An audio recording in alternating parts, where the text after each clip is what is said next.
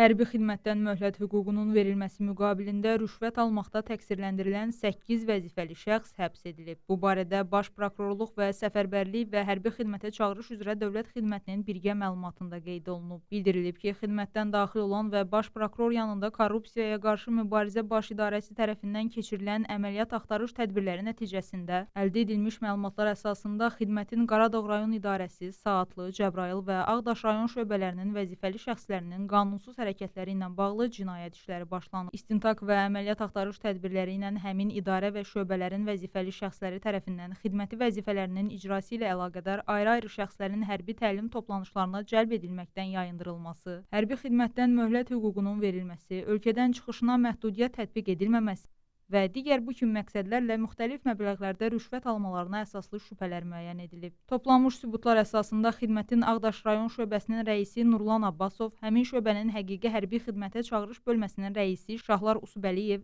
zabit Talih İsmailov, Saatlı rayon şöbəsinin rəisi Murad Əhmədov, zabit Araz Kərimli, Cəbrayıl rayon şöbəsinin rəis müavini Niyam Mədədsoylu, Qaradağ rayon idarəsinin zabitləri Etibar Əliyev və Şamil Alıyevə ittiham elan edilib. İstintaq orqanının vəsadətləri və prokurorun təqdimatları əsasında Bakı Hərbi Məhkəməsinin qərarı ilə onların barəsində həbs və vəzifədən kənarlaşdırma qəti imkan tədbirləri seçilib.